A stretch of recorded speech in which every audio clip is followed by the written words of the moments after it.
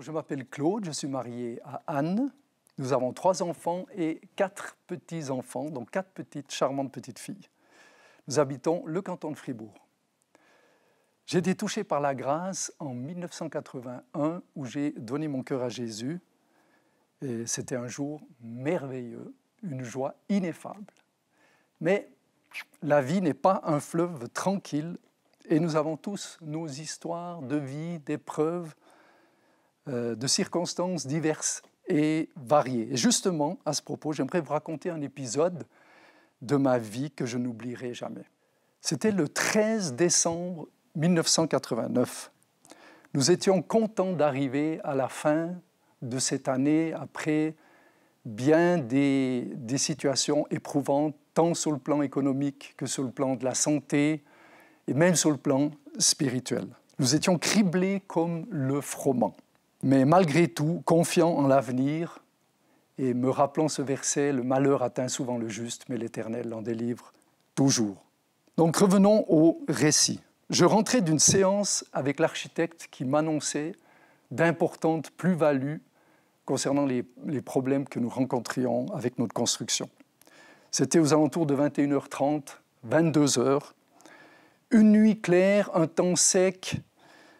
Je roulais à vive allure, certes, mais je connaissais parfaitement la route pour l'avoir pris des milliers de fois. J'étais à quelques kilomètres de la maison, à cet endroit où la route descend, ensuite il y a un virage, le pont, et ensuite ça remonte. Ce soir-là, il y avait une pellicule de glace sur la chaussée, et je ne le savais pas jusqu'à ce que je l'expérimente très concrètement. Soudain, j'ai perdu la maîtrise du véhicule en glissant. Je ne contrôlais plus rien. Le seul réflexe que j'ai eu, c'est de crier « Jésus !» Ensuite, plus rien, le silence. Je ne me souviens de plus rien. Le seul mot que j'ai prononcé, « Jésus », est la seule bribe de conversation que j'ai entendue lorsque j'ai repris connaissance, c'était « Faites attention, il doit être cassé de partout ». Ce qui s'est passé, comment on m'a trouvé, qui m'a trouvé, comment ça s'est passé, ça, j'ai dû l'apprendre par après. Et c'est ce que j'aimerais vous apprendre également, que vous l'entendiez également. En fait, en perdant le contrôle du véhicule, j'ai fait plusieurs tonneaux avant de passer par-dessus la barrière de sécurité, faire une chute de 8 à 10 mètres, de me retrouver m'écraser dans le lit de la rivière, non pas dans l'eau, ni éclafé contre le pilier en béton du pont, mais sur la terre ferme entre deux. La voiture, ou ce qu'il en restait, avec les 4 roues posées délicatement. Quelques heures plus tard, vers 23h30 environ, 2 automobilistes sont passés par là. Le premier a glissé, mais sans conséquence. Par contre, il a eu un flash. Il s'est arrêté, il est sorti de sa voiture, il était vers le pont, il a regardé par-dessus le pont, il a vu que la barrière n'était pas comme d'habitude, il a regardé au fond, il a distingué une carcasse de voiture. Il a alerté les secours, la police est arrivée, l'ambulance, il y a même eu les militaires pour m'extraire de cette carcasse et treuiller et remonter la voiture. J'étais ensanglanté sur le siège avant du passager. Ils ont cherché longuement le conducteur, pensant qu'il y avait une autre personne dans la voiture. Le volant était encastré à l'arrière du véhicule. Le pare-brise arrière était à l'avant du véhicule, avec un autocollant qui était resté intact, « I love Jesus ». Mon attaché-caisse était complètement détruit.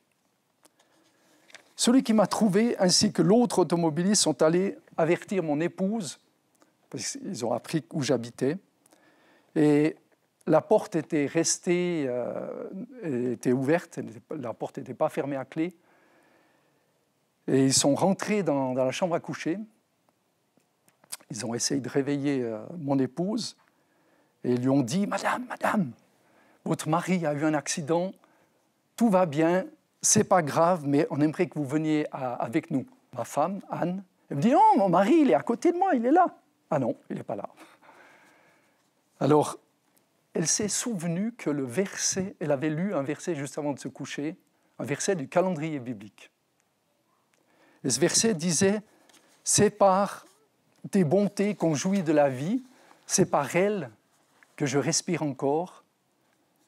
Tu me rétablis, tu me rends à la vie. » Ma femme est venue me rejoindre à l'hôpital sans toutefois prendre le même chemin.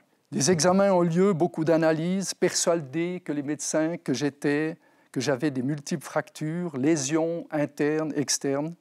Et Anne attendait là, en compagnie du brancardier, de l'ambulancier, qui lui dit « Eh bien, madame, vous avez dû brûler beaucoup de cierges pour que votre mari soit encore en vie. Parce que vous savez, à cet endroit, tous les accidents sont mortels. » Je suis resté 2 jours à l'hôpital, en observation. J'ai eu quelques points de suture sur le haut du crâne, mais c'est tout. Aucune fracture, aucune lésion interne, aucune douleur. Chaque fois que j'emprunte cette route, je suis envahi par une profonde reconnaissance. Et je remercie Dieu de m'avoir sauvé physiquement. Maintenant, avec du recul, quel regard je porte sur cet événement qui aurait pu être tragique? Eh bien, pour moi, c'est un miracle. C'est un miracle qui s'est produit. J'ai expérimenté le surnaturel de Dieu et la puissance du nom de Jésus, puisque le nom de Jésus veut dire « celui qui sauve ». J'ai été émerveillé de voir comment Dieu a orchestré tout cela. Poussé à crier à Dieu « Jésus », le fait que je n'ai rien senti, comme si c'était un rêve.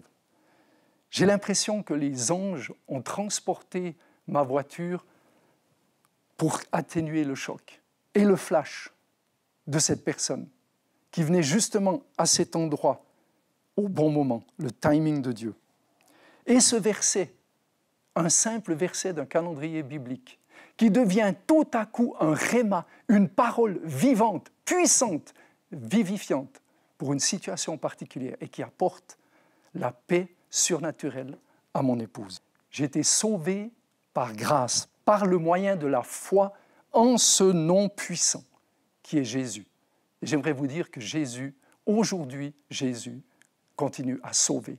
Jésus guérit, Jésus libère. C'est vrai, c'est réel, je l'ai expérimenté. Merci pour votre attention, soyez bénis.